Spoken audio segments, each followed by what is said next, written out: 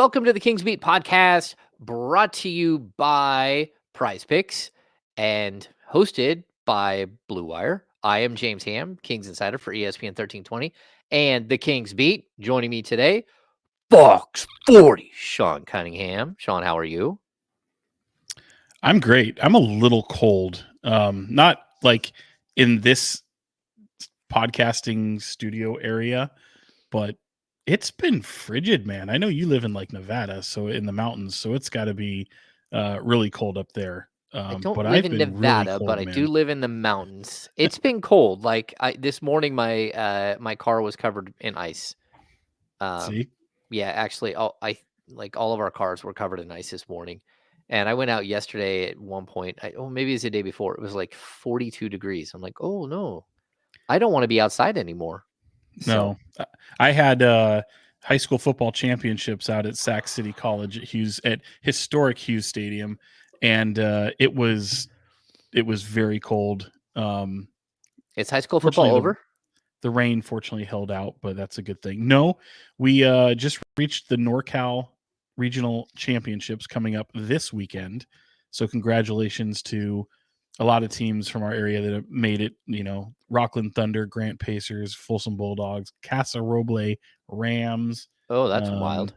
yeah, there's quite a few I'm forgetting. Woodland Christian. I know we have a listener who shouted them out in our last Oh, uh, live show. So congratulations to the Cardinals for picking up their first section title. But it's getting big, man. Like Northern California, the regional championship is big. So if you advance past this stage, then you go to state. So it's kind of fun to see two teams of the Sac Joaquin section in the Grant Pacers and the Rockland Thunder have to square off for the right to go to state. So that'll be a fun one. okay. So is there still section championships? Oh yeah, that's what we just had this past weekend. So Okay. once you get through, you know, Grant Pacers, for example, are defending state champions in Division III, and they're able to now move up to Division II A or to Division II AA, excuse me. Now that there's all these different divisions, and so by virtue of them, you know, playing the way they have, they get to move up a division and see if they can repeat as state champs only in Division II, and that's what gets them their opponent in the Rockland Thunder. So it's a lot. It's so much fun, and there's 7 divisions, and there's AA and there's A, so you end up with like 21 games before you go to state. It's crazy. Oh, that's totally wild. Yeah, when I was in high school at Nevada Union, we were Grant and us were like better rivals. And then after I left, the whole Chad Elliott thing happened, where they Mm. poached the starting quarterback from Nevada Union to have him throw to they had a bunch of stars. But Chad Elliott had said like it had set like the state record for passing everything like as a sophomore, and then they got him to move to Sacramento and have an apartment right by Grant High School. Ridiculous. So lawsuits, everything Wow. else. Many years ago. Dirty. Yeah, so we were Division 1 then. So was Grant. Like huge high schools, like 3,000 kids plus. Coach Dave Humphers, right? Yes, my right before my junior year, Randy Blankenship left, and we had Humphers. So Humphers first 2 years as a varsity head coach. He was a defensive coordinator before that, but his first 2 years were my junior and senior year. Yeah, Nevada Union. yeah, Nevada Union. There we go. Um, I always loved it. We didn't make the section championship, but we did when I was a freshman. So I remember going to Merced to watch his section championship game, and Watch this. what's that? No, go ahead. No, go ahead. They kicked a 55-yarder as time expired to win by 1. Merced did, and the replay shows 12 men on the field. They had an extra lineman, and our outside linebacker missed the kick by nothing. But a 55-yarder in high school.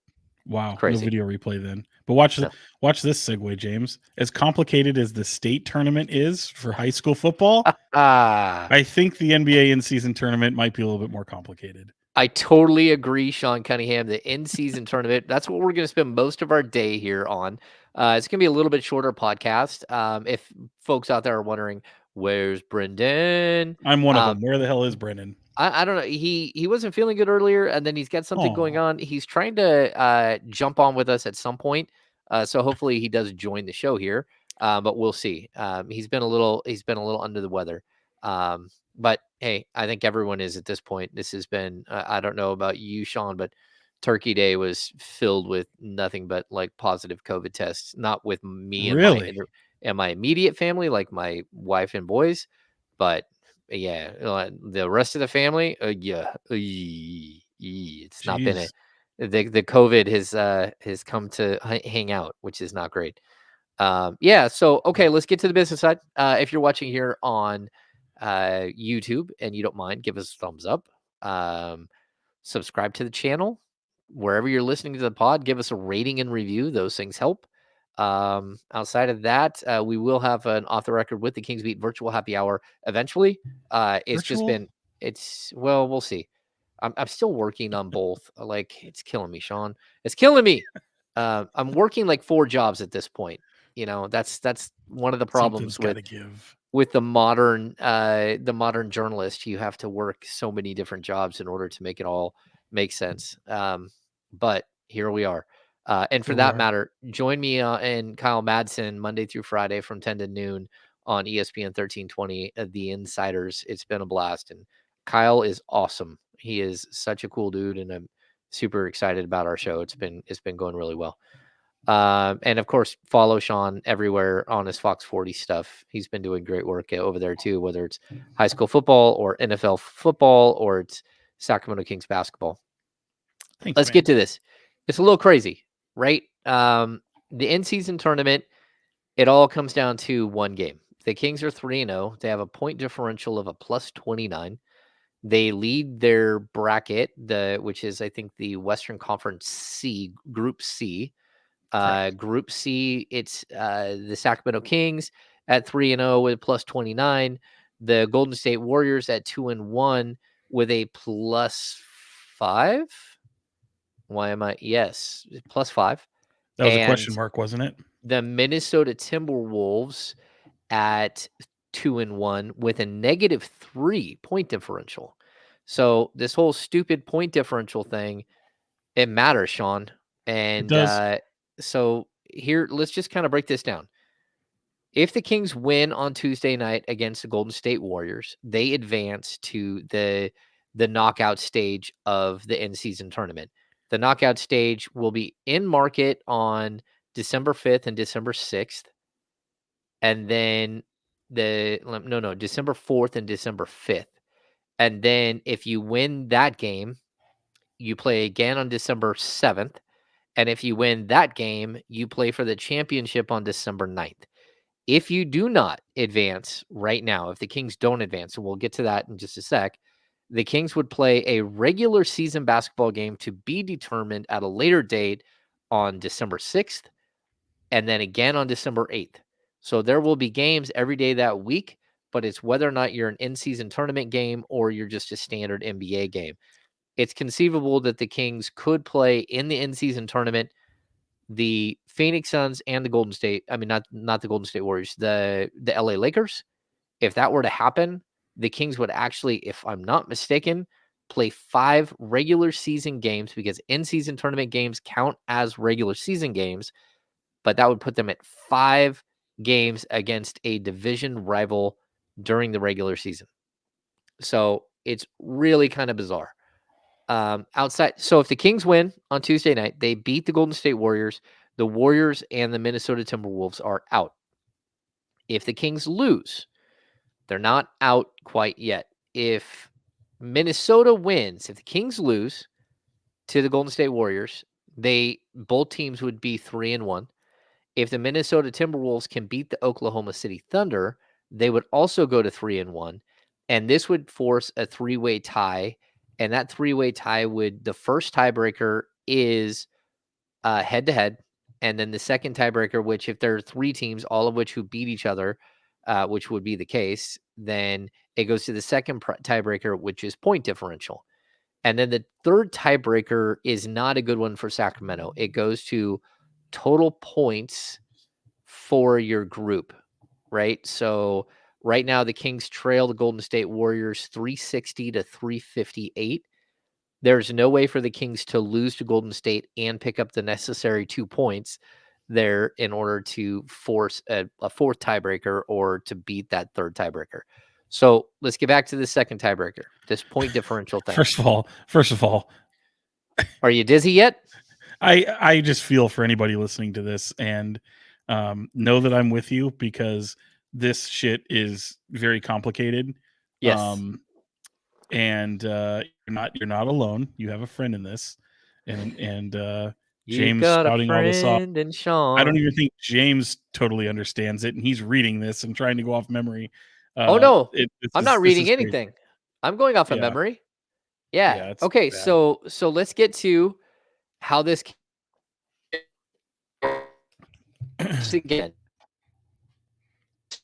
And this would be about the Warriors worst time start. for James to have his internet problems. Here he is, frozen in time, trying to explain the tiebreakers. I think James is going to have to reconnect, so I'll take you here for a little while. I think the easiest way is to I'm just still here. understand it is just to. Are you back? I don't think you're back. I don't see I'm you. back. You're not back. I'm back. You don't see me Are yet? you, I can hear you much Oh, better than I can you can hear me see now? you. So I can hear you now. Okay. You can continue. Go ahead and go for a sec, Sean. Well, okay, I'll keep going for a sec. Yeah, Tuesday's matchup, Kings Warriors, is going to be what it all comes down to. And the interesting thing is the players themselves, at least from the Kings standpoint, are really looking forward to it. And I think the NBA has done this game a tremendous service, and I am saying service, by allowing Draymond Green to return from suspension, his 5-game suspension that he got. He'll be able to come back for that game on Tuesday at Golden One Center to be greeted by a whole bunch of rowdy Kings fans. And Rowdy. it'll rowdy. And I think it's going to be even better because not only are the Kings looking forward to the tournament thing itself to be, part of a group that is the first to do something, but more importantly, in the grand scheme of things in the season series with the Warriors, you need this win. You're already down 0-2 here in the third matchup with the Warriors. You're going to need to win this game, and hopefully the one in April, if they have any chance of tying and evening the series, because right now you're down into an 0-2 hole with the Warriors, and they've kind of got the Kings number of late.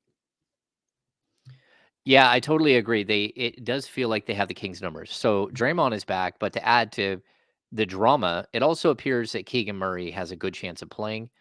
As we're recording this podcast, we have not seen an official medical update, but my guess is that Keegan will be listed as questionable for Tuesday's game. Whether he plays or not is going to depend on how he does after he did participate fully in practice on Monday. Keep in mind the Kings have a back to back on Tuesday, Wednesday, back to back home games. So it's Golden State Warriors followed by Los Angeles Clippers. So it's a hectic report, but Keegan, there's a good chance that Keegan Murray will play. Did I get out again, Sean? Yeah, let me just clean that up in the event people didn't hear as you kind of cut in and out. Keegan Murray practiced in full on Monday.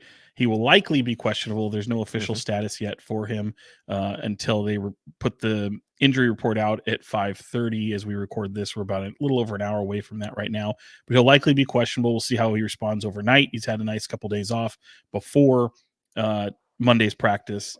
He'll likely be questionable. He'll go through shoot around, and then maybe even need a pregame warm up to determine how his back feels. But real important to point out that it's not just Tuesday's game against the Warriors, but you'll also host the Clippers on Wednesday in a back to back. So backs can be a little tough, especially in back to back scenarios. So we'll see if Keegan will be ready to go for the Warriors or possibly the Clippers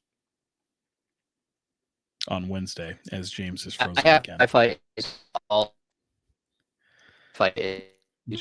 I don't know if you can hear me. Wi-Fi is Yeah, James is having Wi-Fi issues all day, I think, and it's really affecting him right now. We'll see if we can get him back and reconnected with us, because we're also hoping that Brendan at some point can join us. He's been under the weather, but a lot of fun is in store for the Kings. It's great because they just came off a 6-game road trip where they were, 4-2 on that trip. They get that tough fought out win against the Timberwolves last Friday, and that game, I mean, how crazy is it, James? I see you're back. It's crazy because this feels a little different if you're 3-3 as opposed to 4-2 coming into this really 4-game homestand. But let's face it, James, they're not going to be they're going to be home 14 games, a whole lot. They're going to be home for the holidays over the Christmas time. The whole month of December, 14 home games await them. So, but it feels a little bit different if you're coming back 3-3 as opposed to 4-2, which they were fortunate enough to do. Yeah, the Kings opened the season, their first 15 games, 10 of them are on the road. So, of course, at some point, the schedule's going to flip and you're going to get a bunch of home games. That doesn't mean that that's a good thing because the Kings have, like last season, were a much better road team than they were a home team. Although this year they started off much better. They're 4-1 at home, and I think they're right at 500 on the road. But Sean, that the win over Minnesota for me was tremendous because it showed you a team like a 6-game road trip is brutal. And not only a 6-game road trip, but a 6-game road trip that ends on a Friday when Thanksgiving is on Thursday. So people are away from their families. They were exhausted. They get to that game. They were the aggressors. They were the better team for the entirety of the game. They fought through some, what I believe was some of the worst officiating that I've seen. And I'm not someone who complains about the officials all the time, but No, it was god awful, Sean. That was some of the most egregious officiating, just like the touch fouls on one side and bludgeonings on the other. And you're like, what exactly is happening? Even like when I believe it was Mark Davis, right? When he Mike Brown challenged a call and won the challenge, he like didn't even want to step to the mic. It was like he begrudgingly announced that his call had been overturned. Like I thought the officiating was so poor, and like the disparity in free throws for two teams. One team shot 33 3-pointers, one team shot 35 3-pointers, and one team took what, like 11 or 12 free throws. And most of those free throws came like at the end of the game when it was just about over. And the other team had like 15 free throws at the half. I just thought it was like very, very poorly officiated. And I don't know. That's just my 2 cents. I got you. Well, it was interesting. It was fun to see because look, the Kings hit 14 threes before in the first half, and then things get a little tight down the stretch of that second half. And I thought they came out with a really solid mentality. And I know Mike Brown really credited them after the game, talking about how, yeah, he could have said, "Oh, we gave it all our best," and gone home 3-3 and been content with that. But this, he credited his coaching staff and his players for wanting more than that. And I think there was a little something to be said about handing the Timberwolves, who've been red hot to start the season, their first loss on their home floor at Target Center. So, um, I also think history played a role. I mean, De'Aaron Fox talked about how the Timberwolves have kind of had the Kings number for whatever reason over the recent years, and they play them really really tough. So it was nice to see that mentality. Whatever it gets you up for the game. I thought JaVale McGee was really good. He Yep. rebounded superbly in that second half for a guy who kind of needed. I think he really needed a moment. He hasn't really had many of them here in Sacramento, but I don't think they win that game without him. Obviously, Fox was Fox. He was obviously tremendous in being able to essentially match Anthony Edwards throughout that entire game, point for point, and finish with 1 point better than him. I feel like Anthony Edwards has played like a top 10, maybe even arguably top 5 NBA player through the first portion here of the season, and Fox is in that conversation as well for when he's healthy, if not for his absences. So it was a fun game. I think it was one of the games where you look back at the end of the season and you might kind of put a little asterisk as one of the wins of the year. Hopefully they have more to show for it by the end of the year, more to join up with it. But at least in terms of the most important wins on the schedule so far this year, I think this one kind of falls in line there. Yeah, Sean, I totally agree. I think it was one of the best wins of the season. And the point I was making about the officiating, the Kings shot 9 of 11 from the line. The Timberwolves were 27 of 29 from the line, and 7 of the Kings' 11 free throws came in the fourth quarter, especially like late in the game when they were trying to stop the Kings from like they're trying to stop the clock. So like again, I don't like calling out the officials because it's not something I typically do.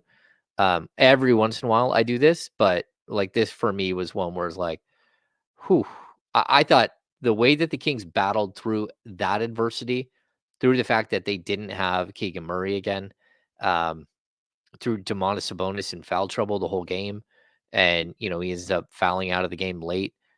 I thought it probably the best win of the season, and if not, maybe I'm forgetting one other game that was slightly better, but it was right there. Like the Dallas win was really good, I thought, but that was a team on the second night of a back to back. This was a good win, especially you took a you took a really big punch from both Anthony Edwards and from Carl Anthony Towns, and somehow you were the victorious team. And so for me, not only that, but you ended up winning by 13. And that ends up being tremendous in the point differential battle. And even late in the game, there's a moment with like, I don't know, a second or two left where De'Aaron Fox actually scores another basket. And it's crazy. But if we get back to the in season tournament, if De'Aaron Fox doesn't score that basket, the Kings differential is plus 27, right? Right. But the Timberwolves go to a -1 as opposed to a -3. So basically, because you're playing one of the teams in your bracket, that was a 4-point swing. So now the Kings have a plus 32 on Minnesota, as opposed to if that basket doesn't go, it's a plus, I don't know, a plus 28. So it may actually come into play in some weird way. I doubt it, but every one of those baskets count because, again, the Kings could conceivably lose to the Golden State Warriors by, let's say they lose by 12, and that knocks your point differential down to 17, right? And it also boosts their point differential to a 17. Now you're tied, and now that's a problem for the Kings. So if the Kings lose by 11, but Minnesota wins their game, but doesn't win by like a plus. I mean, it'd have to be like a plus 26. Then the Kings would still be, or plus 20. You would still be in it, plus 20, plus 21. So anyway, it's complicated. The in season tournament, how all the numbers work, it's super complicated. But like if the Kings win, they're in. If the Kings win, and I mean, if the Warriors win and Minnesota loses as well, the Warriors are in. If the Kings lose and Minnesota wins, now it comes down to this point differential thing. And just to point out, the Timberwolves play earlier in the day. They play at 5 o'clock on Tuesday. So going into the game, the Kings should have a good idea of what's actually going to happen. Right. So Well, hopefully you get some of that. You understand some of it. It's complicated. It's all kinds of weird numbers all over the place, but the Kings got a really good shot. yeah, and I think the what I think a lot of people wonder is what happens if not, because obviously there's games that are going to be scheduled. You mentioned the dates. I believe the first one, which would be, was it the 6th, The James? I sixth. think that game would be in Sacramento against an opponent to be named.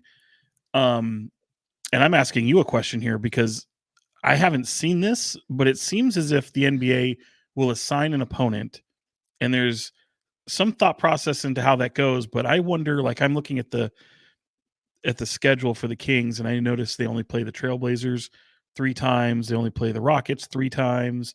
Would it be one of those teams that they only face 3 times on the schedule, as opposed to having a fifth division opponent? So, Uh, for that's a good example, question. would it be the Lakers? Well, no, because the Lakers are already in the in-season tournament. Right, excuse me, or a So team like the when Lakers, like a yeah, division it would opponent. it would be the Clippers. I mean, it's possible it could be the Clippers and would put a fifth division game. No, I think the way that the NBA scheduling works typically is that every every Pacific team plays so they play each other 4 times, and then there's one division in the Western Conference that they only play 3 times. Yeah, so for example, the Grizzlies would be that other team. But the interesting thing to point out is they actually get, so the Southwest Division, right? Um, the Rockets or Rockets and Grizzlies are 2 teams that they only play 3 times.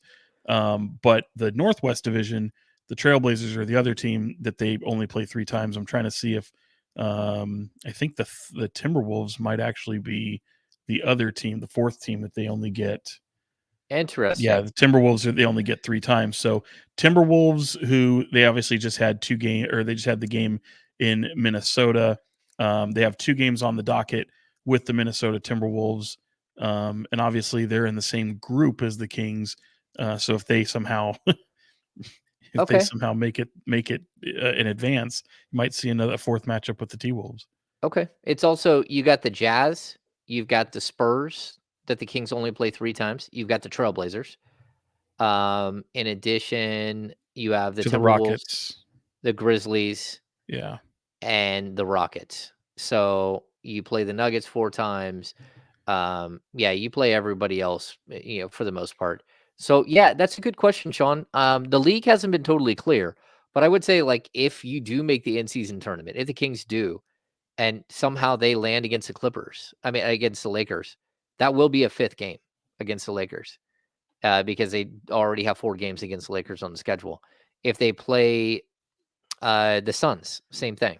It'll be a 4th game against the Suns.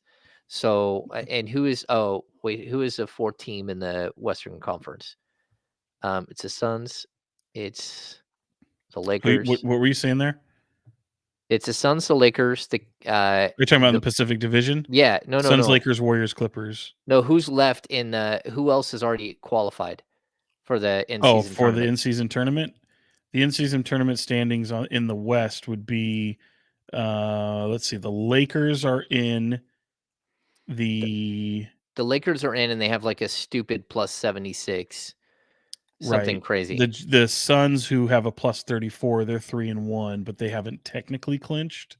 Nope. And then yeah, it'd be the Pelicans at plus 33. They're at Oh, it's the 3-1, but Pelicans. No, no. they haven't clinched yet either. Okay. I thought they were in.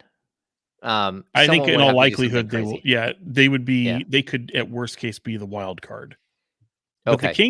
The Kings, to my understanding, could not be the wild card, correct? No, they can't be the Because wild card. of the differential, right? Yeah, the differential. So right now the Suns have a plus 34, I believe.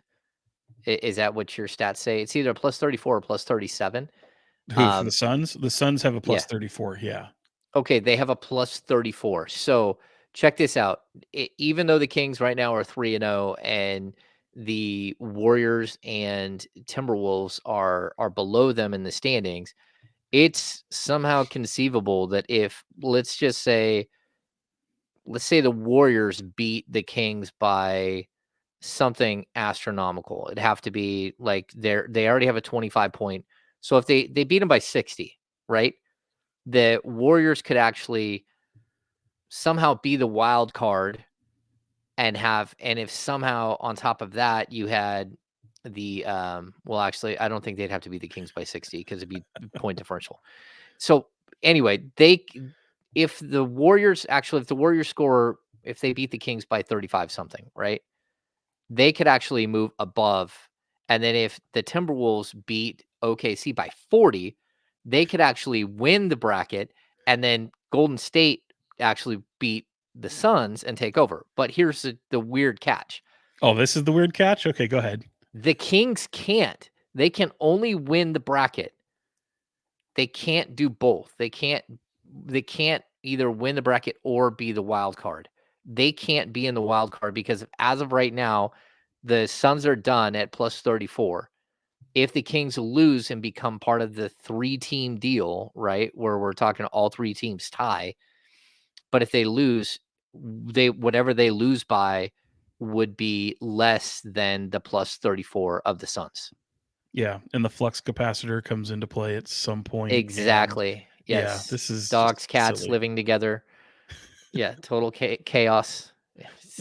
Oh, Anyway, it's all good. Just we win. Just win, just right? just Just win. win. I think that's the key, right? Just win, baby, Yeah. I guess. Um, yeah. So, Sean, let's do prize picks really quick. Yep. I've been having a great time doing prize picks, even though I keep getting just like I'm really bad at it still. But the one thing, No progress. No progress made. I think I've won like one decent, like I've done okay. It doesn't Okay. help that I do like a 6 pick every single week. And That they're that always the doesn't Kings. that doesn't help me. Well, it's always Kings related because I have to do it on the game on the day of the game. So I did forget the other day, which was horrible. I got halfway through the first quarter and realized I had not put in my prize picks in the Minnesota game. That's something that doesn't happen typically. But here's the cool thing about prize picks. You can actually do you can mix and match your sports. And so for me, I do love watching football. I've avid fantasy football player. Everyone knows that who has followed this podcast for any stretch of time. So you can actually choose players, say from the San Francisco 49ers, and pair them with guys from the Sacramento Kings as your 3 pick or 5 pick or 6 pick. And so I think it's pretty cool. It's something that, again, I think it just adds to the enjoyment of the weekend or the frustration of the weekend or the evening while you're trying to watch a game. And we're just having a good time with it. So play responsibly. But if you're interested, go down to the description on YouTube, and you can find a link that takes you right to Prize Picks, and you can hook yourself up there. Also, you can go if you're on the Kings beat. You can go in the newsletter. You can find a link in the podcast feed as well. Yeah, so Prize Picks, it's cool. They're a sponsor of the show, but we're having a good time playing. Except for Sean, who's a curmudgeon who refuses to play. Now, Brennan does like to play if I Brennan was didn't here. say I didn't say I refuse. I just haven't. I'm picking and choosing my time. I think I'm waiting for the baseball season. Oh, okay. See, I dig Yeah. that. I dig Yep. that. So you can also you can just play the second half, or you can play the first half, or you can choose all kinds of different things like I don't know, combined points and rebounds from Kevin Herter, which is usually like a winner for me. That's usually one that works really well because then you have, say it's like 17, it gives you the opportunity for him to either score 17 points or to score 12 points and grab 5 rebounds. Like there are a lot of different ways that you can get to that number. So anyway, jump on board with Prize Picks if you so choose. It's a good time. Sean, let's get back to sort of surviving a trip. We're talking about Like a a road trip. brutal, yeah, the road trip, a brutal 6 game road trip. The Kings just made it through. That sets up this crazy, in season finale against Golden State Warriors on Tuesday. But was there anyone that jumped off the page for you? And I guess we'll start with Trey Lyles. Just we talked to him today at practice. He's in good spirits. He's feeling much better after the calf strain cost him the first 13 games of the season. But the second he stepped on the court, Sean, I thought the Kings were just a totally different team. Yeah. Yeah. I'd agree. I think he certainly helps the physicality. I think I really enjoy him at the center position for the most part. He's able to come back and kind of pick up where he's left off for the most part. I think he's hit the ground running. I think there was a lot of comfort uh, and trust with the medical staff and them trusting the movement that he had. I know it for a lot of people, including himself. We were talking to him today that it kind of took him by surprise how long that calf strain kind of kept him out, but they wanted to be 100% sure he was going to be 100% healthy coming back and being able to be impactful right away and not have to, you know, drag the leg or look like a shell of himself. And he talked about needing to be able to run up and down the court, especially with the speed that this Kings team plays with. And I think that was imperative for him to come back. And he's picked up remarkably well. I also think having that threat from the outside, it looks like the shooting touch is still there.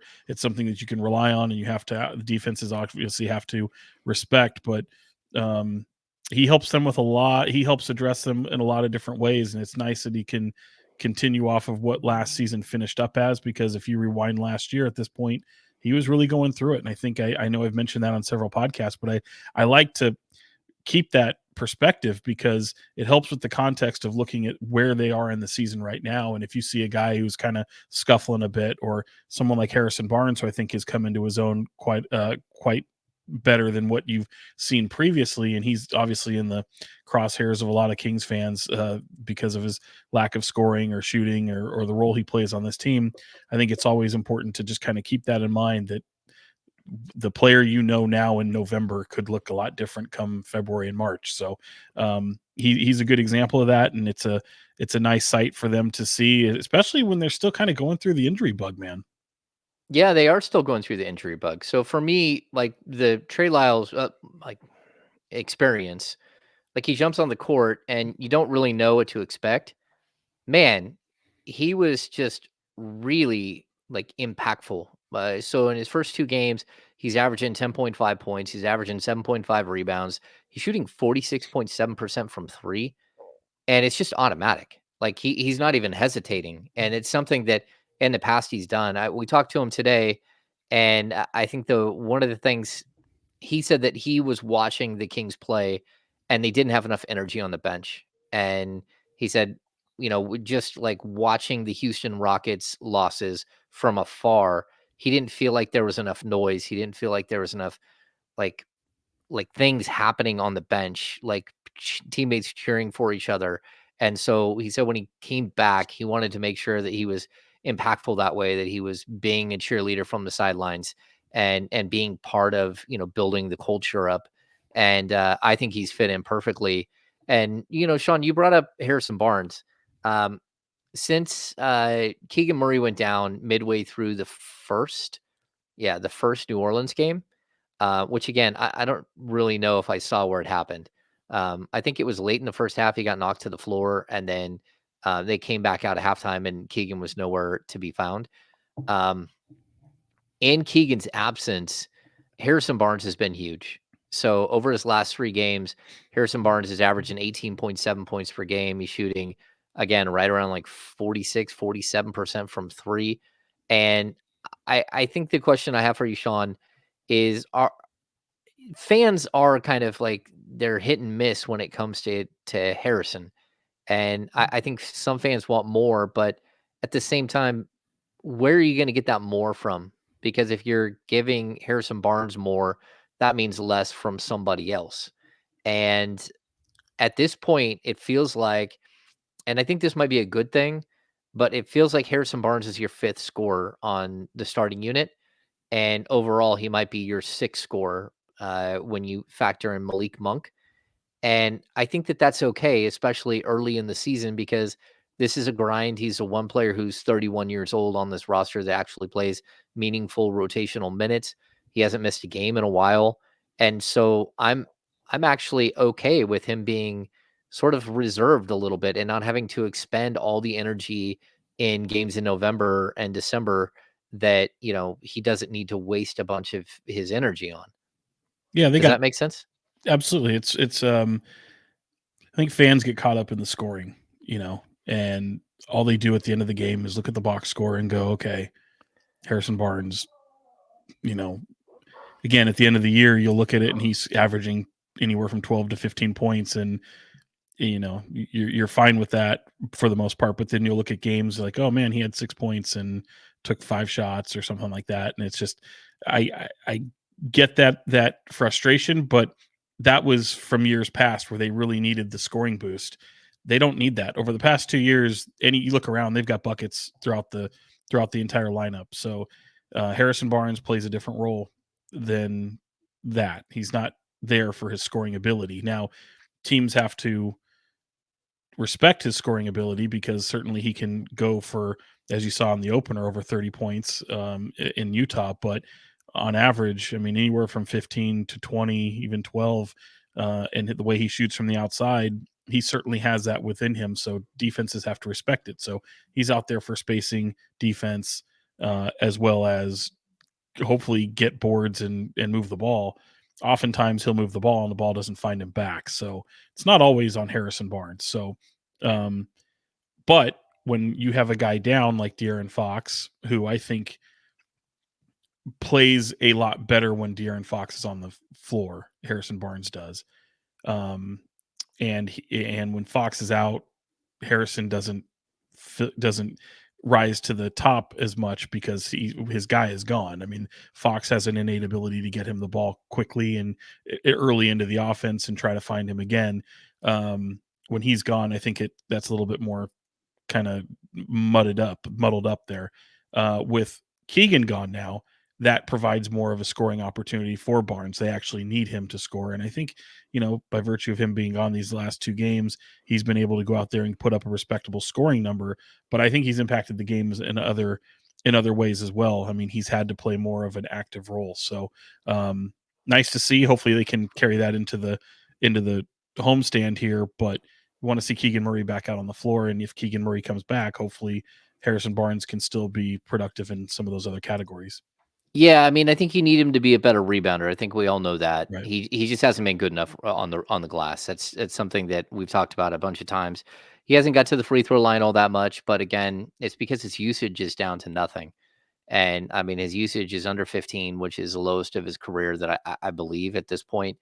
And the fact is that this is just kind of the rule. This is a natural progression of a player where you get players who come in who end up being who elevate their game and get better and better and better. And as one player gets better, another player, even if he's not declining, he still gets asked to take a different role. And this isn't Harrison Barnes is actually a really nice luxury to have because, there are teams, really, really good teams out there that rely on guys like PJ Tucker or Robert Covington who have like super, super limited offensive roles, but they're the fifth guy with the starters. And that's the way their teams are built. And so you have a guy who's kind of like that. He's not quite the defender that those guys are, but he's actually been pretty solid defensively. And then he's just a guy who's accepting the role that he's got. And then when he's given the opportunity to play in the two-man game or to do the DHO, the dribble handoff, then you see that he can still do it. It's just that that's not who he is in this team right now. And I think while it can be confusing, it's not a bad thing. Like this is the natural progression of NBA players, and with young players getting better, and guys like Fox and Sabonis becoming stars, somebody's got to lose. And in the end, it's probably Harrison Barnes, just on the sheer numbers. And outside of that, I think he's still a pretty solid player. Yeah. Yeah. Did you No, have I mean something there? nothing more on that. I just it's having Trey Lyles back. I mean, I think you have Sasha Vezenkov who's kind of in the mix as well, and people are going to wonder what his role is going forward. I think it's important to remember like this is a basketball team, and we've talked about it in previous shows where I think Mike Brown has a nice 7.5 man lineup. I think is what we called it, and you have some adjustable parts outside of that. Sometimes there's guys that don't play every game and matchups and whoever back to backs and various injuries and nicks and all that kind of stuff kind of play a part. And one night you might see someone like Keon Ellis who's gone down with a ankle sprain, but when he was elevated to the rotation, they still haven't lost a game, James, which is Yeah, they still went pretty 6-0 crazy. after he had the blow up game at the end of the second Rockets game where he played great. And Yeah. then he got an opportunity for 6 straight and they won every game.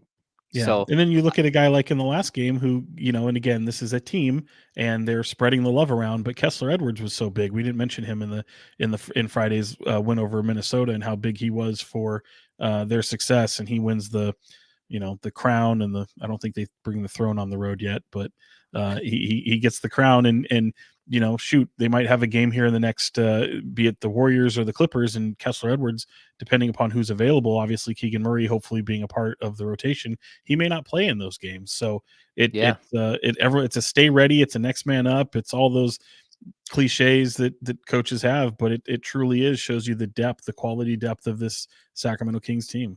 Yeah, I like what we're seeing here. I think that whether it's Kessler getting, and I'd even point out Kessler I think he had 10 points and 4 rebounds in the win over Minnesota. Um, like he hit his shots and he was aggressive. He went in and got a rebound. He got a putback. Like he did some of the little things.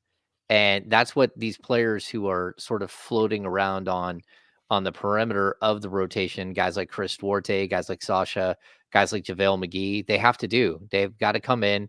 They can't make mistakes.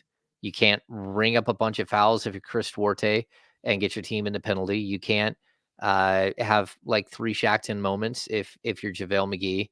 You have to play within the confines of the game, and the hope that that you're helping the team win.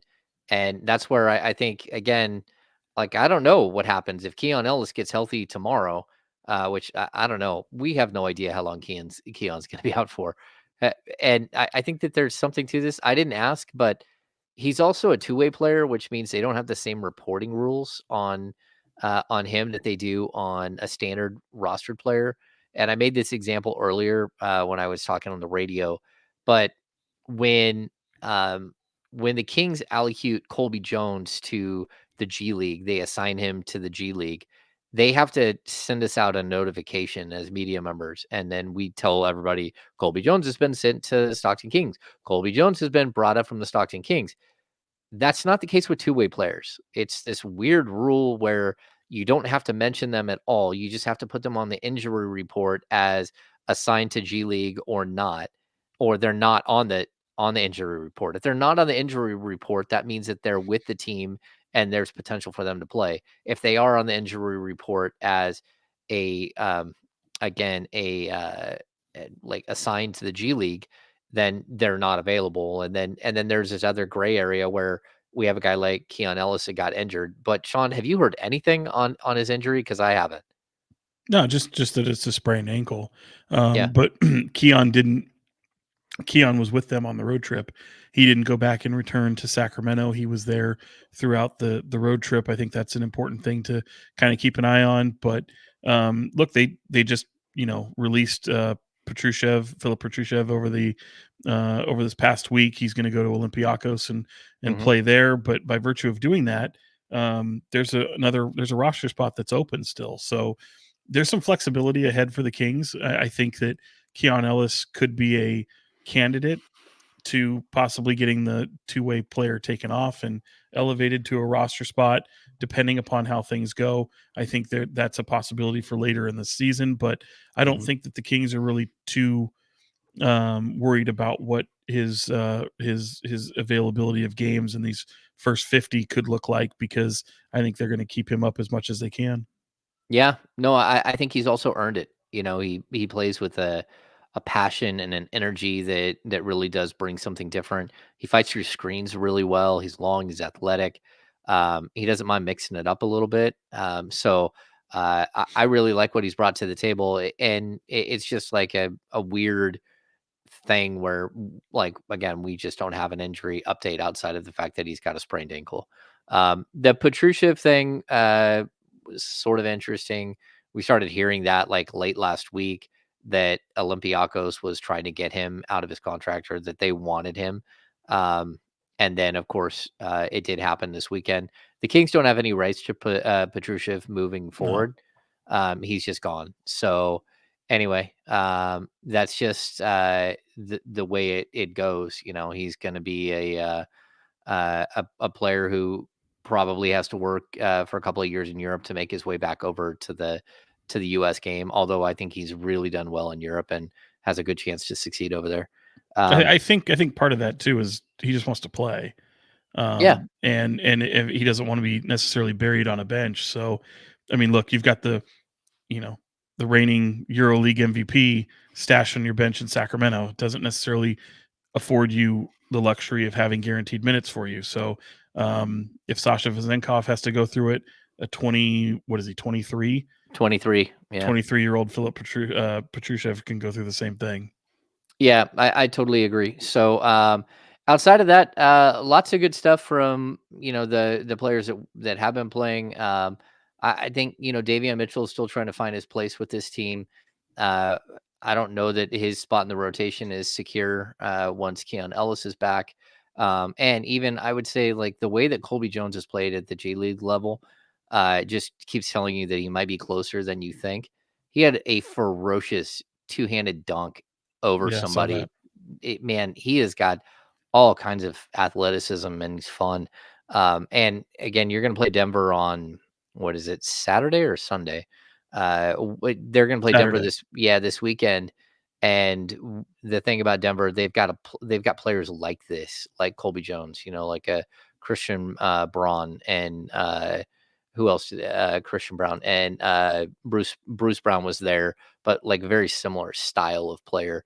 And so yeah, it's kind of a good glimpse into how you build a team up, and I think Monty McNair and Wes Wilcox have done a good job, at least initially here, putting together what looks like a winning roster.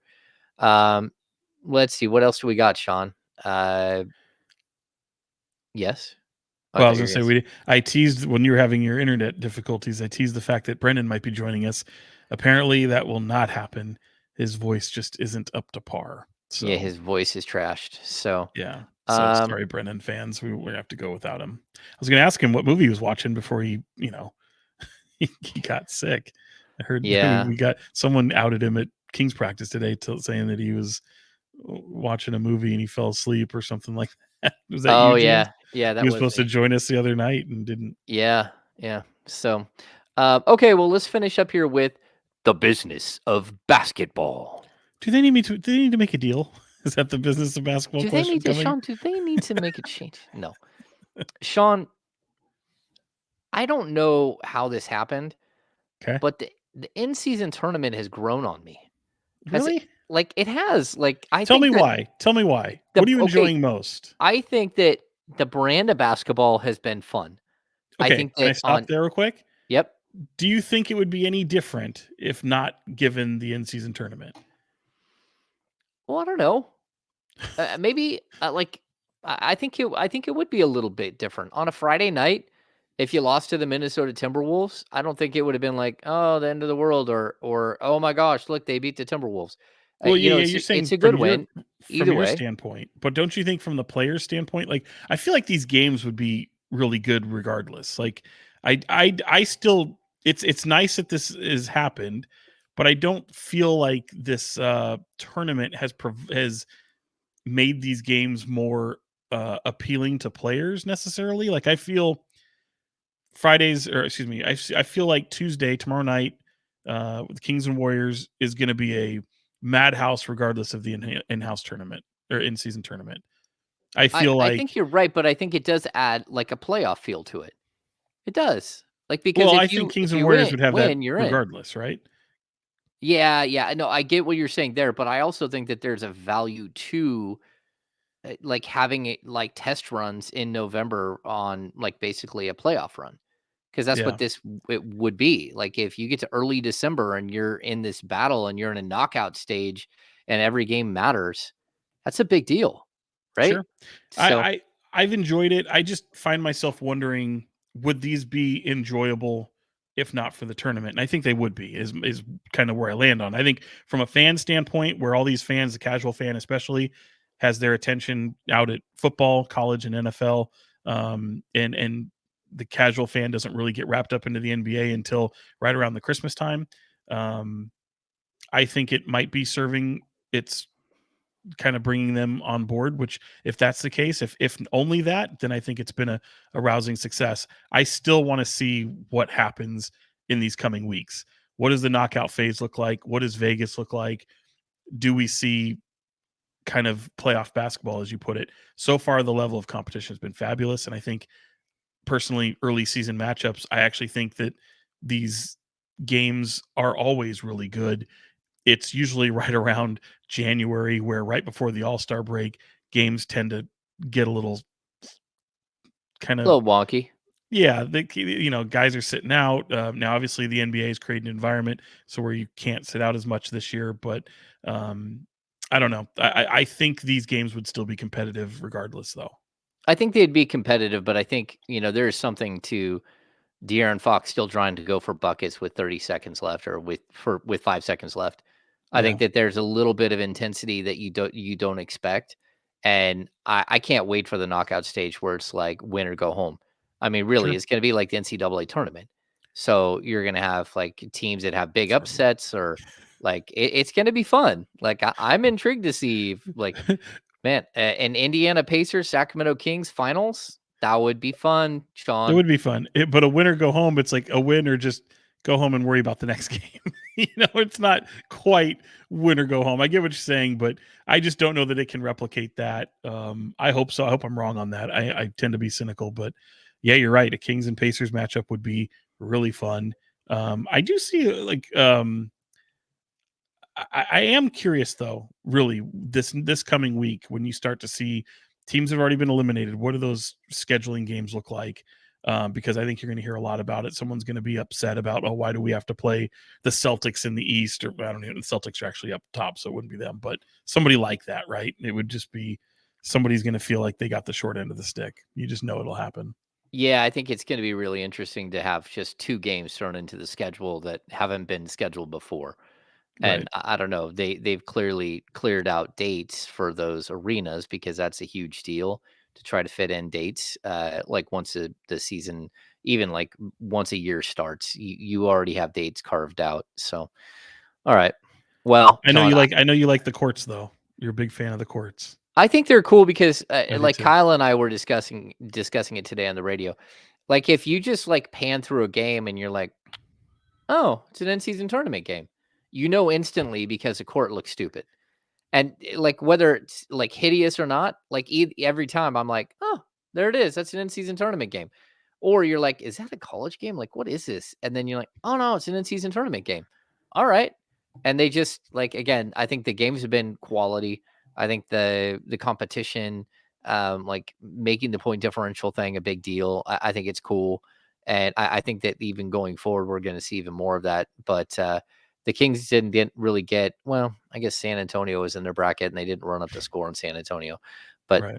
maybe they could have run up the score on somebody else. All right. Despite the confusion of a lot of this in season tournament, all the scenarios and all that kind of stuff, it has been fun, and I just wonder what the casual fan thinks. I totally agree. All right, Sean, do we have any final thoughts? Let's wrap this thing up. No, that was probably my final thought. There is, I just I'm curious to see what this week ahead and the week after hold, because could be a little wonky, but I think potentially could be really great, especially if the Kings are able to advance into this Vegas in-season tournament for the first time. The players seem really up for it, and I think it does. It's serving a purpose, but I just wonder. I've obviously brought up some curiosities there, and I think in terms of non-sports related, the 49ers and Eagles coming up this weekend, It's gonna be a rematch hell of of the a NFC game. Championship. That is going to be must-see TV. It is gonna be must-see TV. I will be like, yeah, we don't have a game, right? No, not on It's a Sun well, we Sunday game? never play, James, so we will No, never have a but game. we cover games, which I wanna be able Uh, to watch the game. I was Yeah. hoping that this game would be when I looked at the schedule, I was hoping the game would be played in at Levi's, and it is not. It'll be in Philly, but I was able to be there for the NFC Championship and didn't bring them luck because they didn't have a quarterback after halftime. So, Oh, yeah. we'll, Yeah, see what yeah, happens. I've had it this has been an interesting journey for me to have a radio show Monday through Friday where I talk football all the time.